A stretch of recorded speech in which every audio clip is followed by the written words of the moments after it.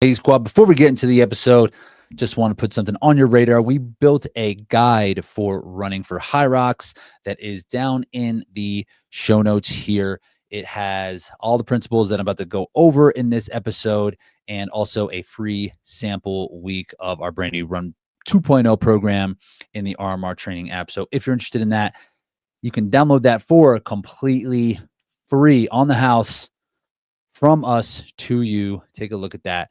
All right, let's get in the episode.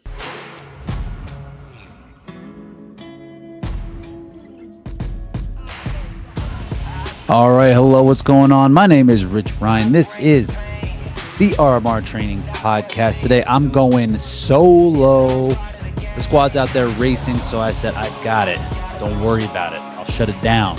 So, looking forward to seeing how the squad's going to perform. Meg is, tonight I'm recording this on Friday. So she's going to be hitting it in about an hour from when I'm talking out in Stuttgart. And then our guy Ryan Kent is rolling to Atlanta, and he'll be hitting it on Sunday. So next week, we'll make sure to get all of their recaps. And so I'm real excited for the squad. But in the meantime, I got this. We are going to be talking about running for HYROX. So over here at the RMR Training app, we are just releasing our second iteration of our Running for HYROX program. And I built this one myself and been thinking a lot about what goes into an appropriate running program. And so I'm going to talk to you about what that process was like, what things I feel like should be included, what things don't matter so much, the difference in a regular running program versus a running program for HYROX.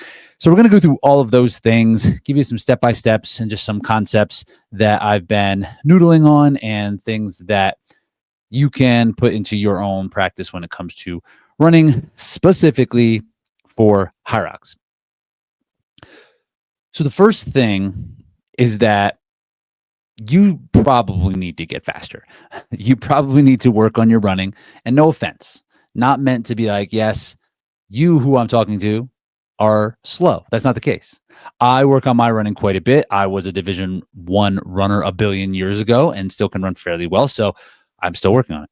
Meg Jacoby, Division I runner, less than a billion years ago, but still some time ago. And she's constantly working on her running, figuring out the best ways to get there. So if the world champ feels like she needs to get faster, then you need to get faster as well. So that's the main thing to consider here, is that even if your running is strong, if you have an endurance background, if it's gotten a lot better, there's always things you can do, some marginal gains that you can take on to help you improve. And when it comes to running, endurance in general, I would say, I'm going to use my baking analogy. I've used it before. I'm going to use it again. So baking, there's not a lot of ingredients, right? It's, if you're making bread, if you're a real one, make bread, you know, there's generally 4 ingredients, and then you can have some adjuncts. You can add some toppers, some seeds, some whatever, some like filler stuff to give it a little bit of different flavors and textures. But really, to make the bread, it's flour, water, some kind of yeast, and salt, right? You can add, again, this is not a bread podcast. I was about to just diverge, but we don't need to do that. If you're making a loaf of bread, that's what it is, right? Those ingredients aren't what makes a good loaf, because it's the same. It's like if you use 400 grams of flour versus 450, it's still going to be the same. And you're still going to have to just like make up for it and like with the water. It's going to be all around the same. The ingredients don't change, but the process changes. To make a good loaf of bread, it's about the process. It's about the temperatures. It's about the proofing time. It's about the time that you're baking it. It's about the shape of it and just giving it its love, and just like its whole thing about what you're doing with those ingredients and how you're implementing those in terms of process. So I feel that is very similar when it comes to a running program or a training program, right? The ingredients are volume, intensity, rest, uh, duration. There's just like only so many ingredients, and they're generally going to be the same, but it's how you implement them into a program, what you're doing around the ingredients, what your process is like that you're engaged in, that is going to really give you that good result. So we're going to talk a lot more about the process here than the straight up ingredients, about how, like what it is you need to do. We talk about that all the time. And when it comes to workouts, there's a million workouts that you can do. And like we give you those resources as well. We have a bazillion of them in the RMR training app. All like a little bit different flavor, right? It's just like this many grams versus this many grams, this much rest versus this much rest. Those ingredients work, right? But the process around running and around training, running for HYROX in particular, there's a lot more that we can like do. And that was really the approach that I took when building this Run 2.0, is what we're calling it, our Run 2.0 program for HYROX. Because our initial program was like, okay, here's basically an add-on. You know, we had a running for HYROX, and it was basically like, here's just like 2 run quality sessions and 2 easy sessions that you can add into your HYROX training. And I just found that to just not be enough. And also like a little confusing. Like, where do I add this? How do I still be good at HYROX? And oftentimes we are handling questions from the people in the app and just like in general. It's like, should I do a 5K program? Should I do a half marathon program? Should I do a marathon program just to get my running better? And the answer to that is like, yes, like you should do that if you want your running to get better, just your running. But if you want your running to get better for HYROX, it's a little bit more nuanced than that. If you want to follow a half marathon program, like that will make you better at running a half marathon. And like your high end ability as a runner will probably improve, but it's probably not going to translate as well as you want it to. And then you're going to look back and be like, man, I did all this running work, and then on the race, like it was still really hard. And this is the issue. The issue with just running programs alone is that they're made for runners. And runners, there's not that much strength. Run coaches, or just running in general, you can listen to our episode last week where we talk about the interference effect and how running and how to get better at running, and how like strength training could absolutely interfere with your ability to run the best that you can, right? But we don't believe that it's going to inhibit you from getting better at running, right? Like, to be absolutely optimal, if you are a half marathon athlete, you're training to run like 60 minutes or sub 70 minutes, then yeah, like lifting heavy, the cost probably isn't going to the benefit isn't going to outweigh the cost. Flip that, where the recoverability might be a little bit too low if you're doing like heavy deadlifts or squats or wall balls, that you probably aren't going to do it that much. And there's going to be some strength, but it's going to be like little stuff that you need to do, those like classic like donkey kicks or banded this and that. Like maybe you do a little bit of that if the running program that you're following is like really good and really detailed, and they give you a little bit of strength. But for the most part, there's no strength. So if you're getting like your runs, like a standalone run program, it's like, okay, how do I add this strength in here? How do I actually do this? So the first thing that we want to make sure we are having in here is just like straight up strength for HYROX, right? And like building it in a way that is cohesive for your running to get better at running. One thing that a lot of our HYROX programs have missed in the past, however, are those run specific strength movements, right? So in this new program, so things in terms of strength, if you're going to really focus on your strength for running, some things that we recommend doing: a lot more calf raises, a lot more perennial raises, kind of like shin raises. Working on the front and the back of your calf, of your lower legs, is going to be really helpful. This is just from a durability standpoint and just your ability to just like take on a little bit more damage down low. It's very important that you add those things in. I think a lot of times knees, your patellar tendon is an area that needs to put major focus on, and working in full range of motion throughout your knees. Because if you start running more, right, it's not the range of motion is not really fixed, but it's limited.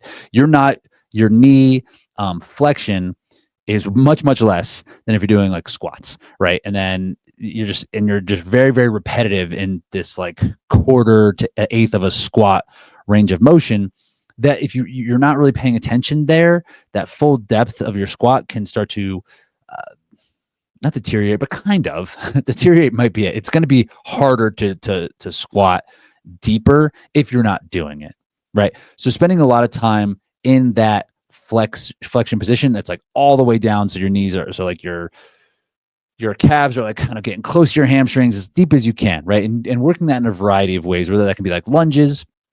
Like ATG lunges are great for this because you get an incredible amount of flexion in your knee, and almost exaggeratedly so, that you're able to build a lot of some strength in your tendons in an extreme range of motion, so that the lighter range of motion, like the eighth range of motion, isn't that bad.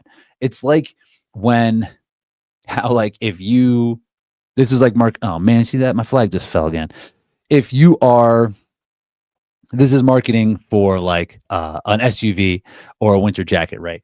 If you can wear a North Face jacket while ascending a mountain in the Alps, like you can probably wear it to work and you're going to be good to go, right? Like, so it's just like overdoing it, right? So like training yourselves in an incredible amount of flexion will help that limited amount of flexion as well. And just kind of make sure that you're creating a little bit more resiliency, so that when you get into the station work, you're still able to do it, right? Where deep squats in a running program, you're probably not going to see that much.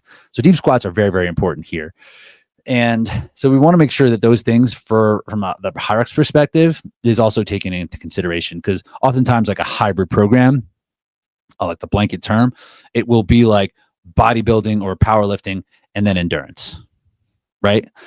And then what we're kind of missing is like the endurance strength part of it. So that should exist at the same time as that powerlifting and bodybuilding, if you want to be in like that hybrid area. So making sure that we are taking care of like the things that like runners would do for their strength is very important. So that's the first thing. There's not going to be too much. So making sure that the strength that you are incorporating also includes this like runner type strength as well. Lower legs, like your tendons in your lower legs, very, very important. And then making sure you're squatting in a deep range of motion is going to be really, really important for this. Definitely, if you're following a run program, there's not going to be compromised running. Compromised running, shouts to our guys at the Running Public. I don't think they're getting enough due. That's a Kirk DeWint. I think Kirk made it up, and then Bracken has just popularized it, and now it's just like out there. People just say that, and people know what they're talking about. Basically, running while being fatigued from something other than running is what we're talking about. When you do a run program, like a half marathon, 5K, 10K, you're preparing for the fatigue factors of running that will compromise your running, right? So like you're dealing with the fatigue from running during these like longer workouts or running workouts. You're not dealing with the fatigue from a sled push. You're not dealing with the fatigue from a skier. You get it. So you're just miss that. And those pieces, and that is what makes HYROX, right? So if we're just like trying to get better at running for a half marathon, like it's not a 1-to-1. And if you're going to do that, you got to do that like way out from a race, right? If you're like, I got 32 weeks, I'm going to spend 16 of it prepping for a half marathon, and then the next 16 going into HYROX. That could work. But realistically, it's like there's races wherever you're living that are like twice a year, like fall, spring. So that the chances of that you having like half of a year to prepare for a race is pretty slim. Even like now, right? If you race June, then it's just like July, August, September, October, November, right? And that's starting Chicago. That's 5 months. And then you're gonna take a little bit of time down. And then if you're doing like a 12-week build for a half marathon, like then you're kind of having a short build for your HYROX, right? Like then maybe that could work if you put it that way. Like that's if you have a exponential amount of time that you're not racing HYROX to focus on just your running, and then you can move it back into, and then you can take that running and then do some of the compromise work. That could potentially work. I'm not saying that wouldn't work, but like from a practical standpoint, it's just like logistically hard to do that. So a lot of times it's gonna be like, all right, I'm gonna just have a marathon program, and then I got a race coming up, and then just see how it goes. And it's not gonna go that well. It's not gonna go as well as you hoped. And yes, you may have raised your floor a little bit, but if you want to improve your running, so say like you ran a race, you raced Toronto, you're like, man, my running needs to get better. If you do a half marathon program leading into Dallas, like that's not going to work. It's just not going to work.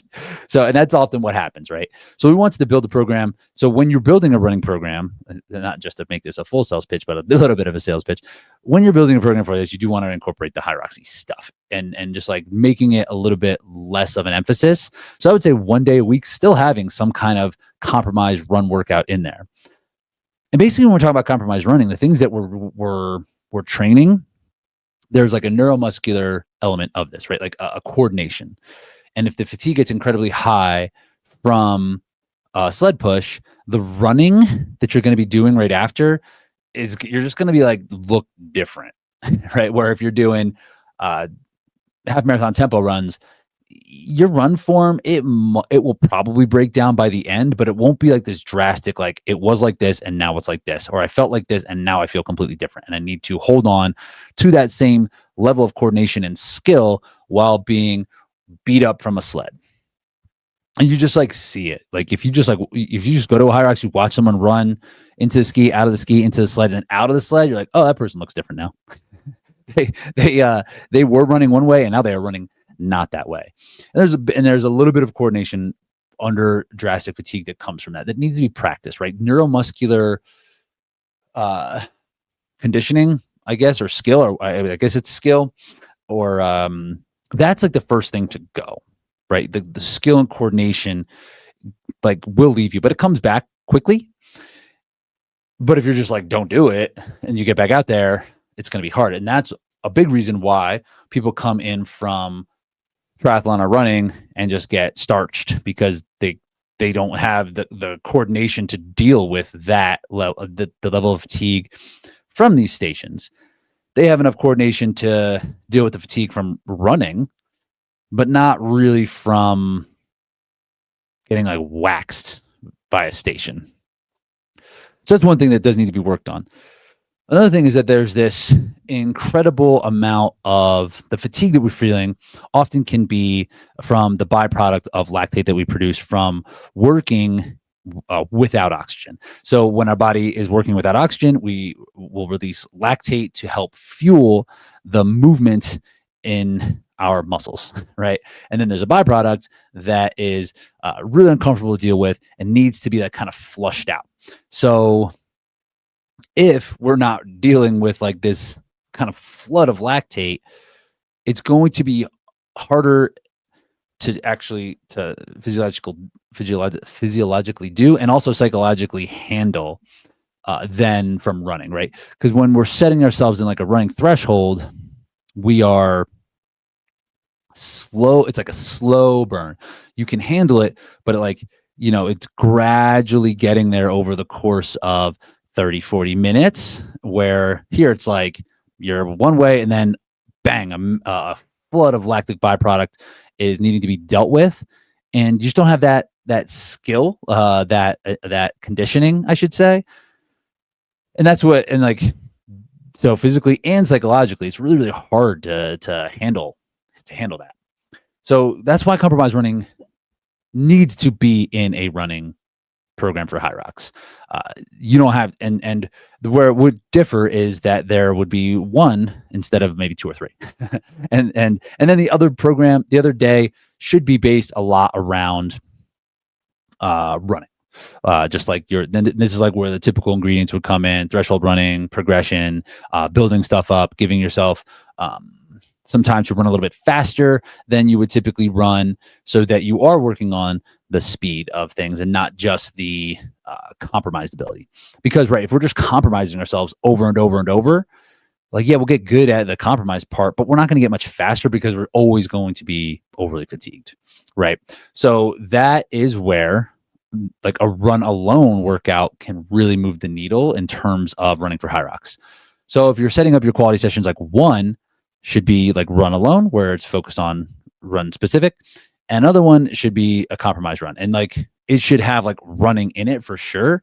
Like there's plenty of HYROX workouts out there that are like super just like Metcon based, like stations, this and that. But like if you're going to be doing a compromise running workout in a running program, like make sure the running is like really the crux of the workout, so that you're spending more time working on that skill, as opposed to like doing all this other stuff, lifting heavy, doing some machines, whatever, just like having a fun time doing HYROX stuff. Like make running be part of it.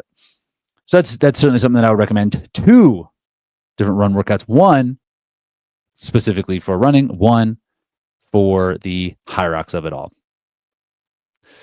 And then potentially a third. Ooh, a third workout. But this is not really a workout for like energy system fitness. This is more for efficiency fitness, for your run ability. Having one workout per week where you're working on kind of like shorter interval based pieces that gives you a lot of rest is going to be something that does actually make you faster. And this could be what would traditionally be known as strides, or just like straight up efficiency work, right? So I would recommend at least once per week doing something like 6 to 10 by 30 seconds of running fast, but not sprinting. So sprinting is just different mechanics. And this is kind of a challenging middle ground, because many of us are coming from sports that are sprint based. If we're doing any type of field sport, team sport, or anything that it's usually just quick bursts of running as fast as you can, and then moving kind of like laterally, whatever. And then on the distance runner side, it's like we're spending most of our time just like not doing that and kind of running as fast as we can within a distance run form. And that's the sweet spot, is being able to improve how well you run as a distance runner. So how this kind of works, it would be how you can do this in practice is focusing on increasing your stride length by driving through the ground, by increasing your power output through hip extension. A lot of times, so hip extension is going to be with your leg moving behind you, not in front of you. When we start moving in front of us, we're hip flexion, when our knee comes up like toward our chin, and then our foot reaches out in front of us. That's not really what we want to do. And there's like a place for high knees, like when we're sprinting, right? There's this concept of like pulling your knees high. And really that's just so you can, when you start driving toward the ground, there's more time and for you to like build. I'm gonna miss the term here, but just like creating some velocity that drives down toward the ground. So when you hit the ground, you've had a longer range from the time that your foot's up to down, and like a longer time to create power into the ground. Right? It's just like a harder drive down. And when you lift your knee up, you're gonna have more time to move yourself forward. Right. So that's like kind of the idea with like those knees high and sprinting, roughly, right? Like I'm not a sprint coach, but this is like the idea of it, where it's like, hey, like if you are driving your knee high, that means you will be able to drive it down further and then create more power. And then you want to stay in the air longer by keeping that other knee high. In distance running, we don't really need all that. And that's just because it's not going to be efficient. It's too much power. So we don't really want to focus on that knee driving high, but we do want to focus on driving through the ground in an intensity that is not like 100%, and doing that in a way that is comfortable, that's relaxed, and that you can do for a repeated duration. So that's why like doing these like 30 seconds of time gives you time, isn't so long that the fatigue starts to set in, and then you're kind of working in that, like you're starting to kind of get into that threshold VO2 maxi type of feeling, or we just want to go through the motions and just like focus on running well. Right. And that is something that having put in place into a program, especially for HYROX, is really, really important. Because if we can be efficient, we don't need to do as much like volume. And doing a ton of run volume would be helpful for this, right? Like you can build a lot more skill by doing something for more reps. And that's essentially what volume is when it comes to running efficiency, is just like doing it in a lot of positions. And there's a bunch of stuff that happens, internally. It's like there's blood pathways, mitochondrial density, all that, of course, but you can build a lot of that not running. So we just want to make sure that we are being efficient in these positions. And that's what like a lot of volume can do. But if you're spending time running well and doing it like with some frequency and consistency, you're going to become a better runner. But making sure that you're doing it in a way that is going to serve you and not just going out and doing sprints. Because sprints, like that's not what we're doing. That's not what we're doing. Like there might be a place for that far in the off season, again, to build a little bit of coordination, a little bit more power. But what would be better suited for that is creating power in the gym, right? So another thing, we talked about strength and doing that runner specific strength. Also something you want to do with plyometrics. Doing these plyometrics is going to help that extension, is going to help that power that you're driving through the ground without needing to do a ton of run volume. So it is going to help you move well. And it's going to help you move in a powerful way. So because you can create that. Another thing along the lines with this hip extension, and this is now we're like really swimming in it, and it's going to be different for a lot of people. But the way that we have, the way that we kind of constructed our current lifestyle, right? Like we sit a lot. We're not completely mobile. So a lot of times our lower backs can be really, really tight.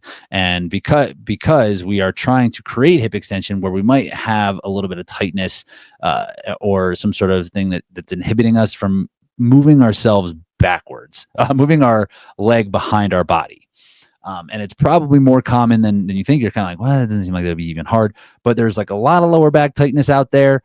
And it's because we are trying to create that extension through our hips with a compensation of by like kind of curving our lower back to move ourselves forward, right? So the extension is not always going to be incredibly accessible.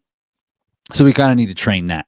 The plyometrics can definitely help that. And this is also where mobility work really comes into play, is making sure that you are able to move in these positions to get you into that place of extension. And so yeah, a lot of different mobility practices need to be put into place, in particular in that like lumbopelvic region, so that you are able to feel like you are able to move well. This is where kind of like the rib cage front and back can also be an inhibitor in here, because when we're breathing, we can kind of like flare our rib cage up, and then that can again kind of create like kind of limitations in how much hip extension that we can create. I've dealt with this like considerable amounts where like I will have really a tight lower back, and if I'm not on top of my mobility. And this can be exacerbated by lifting heavy with improper mechanics, improper form, doing more than you should just for the sake of the numbers, and not moving well, right? So that's another emphasis that you need to put on in your run program, and something we do in the Run 2.0 program, is having like specific mobility practices in the program so that you are just not beating yourself up a lot. And in our previous program, and just like running programs in general, they're not going to do that. They're just going to be like, yeah, run for 60 minutes. Right. And then like, oh, your lower back hurts. I don't know. Go to the PT. So we want to make sure that we're giving the resources for what's worked for myself in particular, to make sure we are able to move well throughout that lumbopelvic region and put ourselves into big hip extension. Another thing I've been playing around with this is backward walking. So when you are walking backwards, like you have to move your leg behind you. So it's a constant practice in hip extension. It's incredibly low consequence. Like there's nothing that can happen bad really, unless you like fall down. So I do like backwards walking. The assault treadmill is great for this. A motorized treadmill could be really solid for this as well.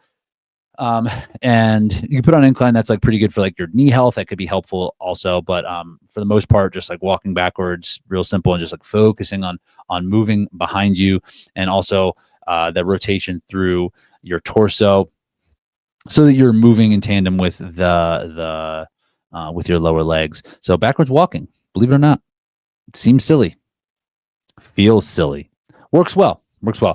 So those things really are those are a lot more the things that we like to put into this program as well, is to making sure that you're moving well. And these are just like gaps that we felt were happening when it comes to what we were offering. So when I looked at it, I was like, man, there's so much more we can do from a running perspective, like how to build these things in. And so to summarize, we want to make sure that we are working on real strength. Real strength needs to be part of it. And that's not a problem for you, the HYROX athlete. You're down for that. But then also incorporating some of that like runner strength stuff in there, lower legs, knee in particular knee flexion. It'll be very helpful. Then mobility stuff needs to be in practice so that you can move well while you are running. This is for your low back, upper back, chest, pec region. I find to be can get really tight for runners because we're forward, our shoulders come forward, and we're not really opening up in that like kind of chest, and that can actually have a lot of tightness in like the pecs as well, kind of like that spot right underneath our armpit and behind. So focus areas there as well, not just like quad stretch, pigeon pose, which is like, your big muscles that like, yeah, of course, like this is running. We should probably make sure we're feeling good there, but feeling good everywhere, moving well everywhere is definitely something you want to put in place. Plyometrics are going to help you drive through the ground, be more powerful through the ground so that you can cover more ground as you are running. Then there is also the idea of movement efficiency as a runner, creating good running mechanics for distance, not just sprinting, right? Sprinting is fine. It's fun. Again, might be a little bit more hard to recover from than needs to be for something like this. Like you don't really need to do all that. Good for the off season, right? And then when it comes to the running itself, the ingredients, like the one workout per week that is going to help you focus more on being able to run well and being able to handle the fatigue of running from running, right? I kind of talked about how like, yeah, that's fine, but like we need to be prepared from the fatigue of other stuff. But for many of us, like, yeah, you should be prepared for the fatigue of running. If running's the thing that is fatiguing you so much that when you get to lunges, you get to wall balls, you're just like wiped. And it's not because you're not strong enough. It's because you're just tired from the running. So one workout that will help you improve that, and that's generally gonna be threshold. We talk about that all the time. You can figure out, like, you can find some resources on some threshold training for sure. That's kind of where I would point you in that direction for the running only. And then yeah, once that gets better, your running might not feel that much faster. And that's another thing too. It's like, oh, I want to run 4-minute kilometers. I want to take it down 30 seconds per kilometer or whatever. Like that might happen. But it will happen very gradually over time. What's more likely to happen is that you run 4:20s and you rip off a minute and a half on the lunges, on the wall balls, and 30 seconds on farmers or something like that, right? And then all of a sudden your time is not just the where am I, minute and a half faster from the running, but it's like 4 minutes faster because you also did well on the stations, because you were less fatigued from running and not necessarily like faster. I talk about this sometimes too. It's like, and I think people are I say this and people are kind of like, oh, what do you mean? Like, even like a 3-minute kilometer in terms of like running speed isn't like that fast. It's fast for 8K, right? It's fast for 5K, but like for like 400 meters is not that fast. It's not that fast of running, right? So like how fast you actually need to be, yes, that is helpful at the very tippy top. Right. Like if I have the ability to run 3-minute kilometers over the course of 8K, that will put me at an advantage against the competition with everything else equal. But for the most part, like 420s versus 4 minutes in terms of actual like run speed, like that's not that much faster. Like if you went out and felt it, if you're just like, I'm gonna do a 400 now at 4-minute kilometer pace, and then I'm gonna do one at 420, it's probably not gonna feel like that different. So like how much faster you're getting is like you're just becoming a little bit more fatigue resistant from running. Right. Like your ability to run compromise from running becomes better. And then your stations become better because you're less fatigued. So that's probably the goal.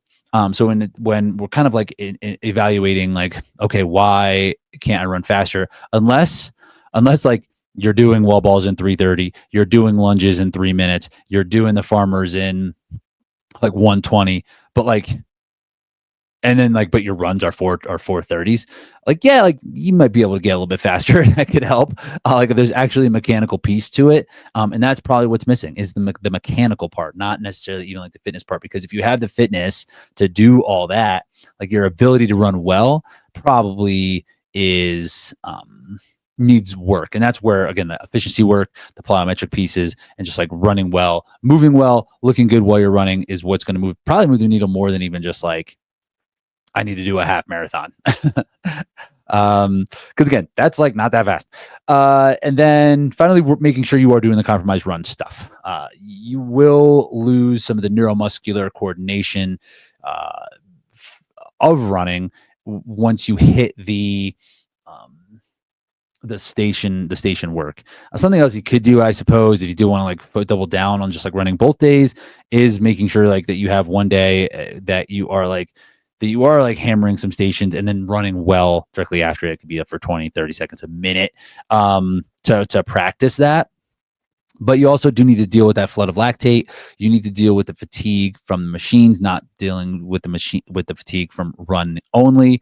And like, that's just what we're doing here. That's just what we're doing here. Like, so when it's like, I'm just going to abandon everything and just focus on running, that would like, you wouldn't, if you got starched by the stations and you're like, I'm not going to run anymore, I'm just going to do the stations. Like, how do you think it's going to go? How do you think your next race would go?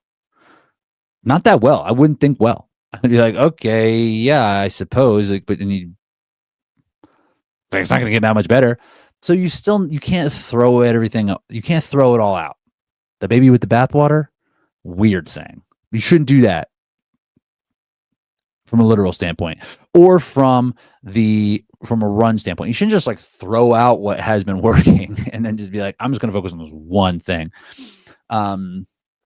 If you care about your performance in your next race, if you are just like, hey, I'm gonna throw out this next season, I'm just going to be patient when it comes to my I'm just going to make sure I'm raising my floor, then everything that I just talked about, like, you can kind of ignore it and be like, I'm good. I'm going to be good at running in a year. You're probably going to be like better, but probably not going to be good. And then I'll bring things back into HYROX. That's not a bad plan, but is it practical? Like, is that something you want to do? Right? Like, probably not. You want to get better at HYROX. You want to show up on race day. You want to run well. You want to like feel like the work that you're putting in has made a difference. Right? But if you have that long term, if you're gonna not eat the marshmallow so you can get 2 of them, whatever that is, right? Then sure, like you could push that off and just be like, this is for 4 years from now. Shout out to you if you do that. Like, you will be definitely better at HYROX in 4 years if you have that type of mentality. But like, are you gonna do that? Are you really gonna do that? Probably not. So those are the principles when it comes to doing a running specific workout program for HYROX that I would highly recommend. Having it be a little bit more nuanced than just like, I'm just going to run more. I'm just going to take the ingredients and just like double it, right? That doesn't make the bread twice as good. It just like kind of makes it a little bit more wonky. So like figuring out the process of this, how to make those ingredients better, how to show up and not just take the blunt force of training and just like applying that to running, working on the skills of it, working on the softer side of it, working on the movement ability of it all, focusing on running as a skill the way that you would focus on any other skill development, right? It's not that high a skill, but it's still something. It's not nothing. Like you gotta be doing this to make it look good, to make it feel good. So we'll wrap this thing up. The Run 2.0 program is available now in the RMR training app. Goes over all these things that we just talked about. I also put there in the show notes. There is a link to a guide that kind of outlines all these practices I just talked about and gives you a sample week of the Run 2.0 program. So you can grab that now. It's completely free. For free, you can grab that. So make sure you're taking a look at that. And other than that, things are good. We have the squad will be back next week. Then have some races coming up in Chicago, Dallas. Dallas is looking like it's going to be a fun one for the RMR squad. So we appreciate you all. Thank you so much for listening. If this is helpful, please share this with a friend if they're into HYROX, if they need to get better at running for HYROX, if they are looking for that. That's the best way for us to grow, is for you to share. If you want to leave a rating or review, whatever, you can do that as well. That'd be great. Appreciate you so much. And we'll talk to you soon.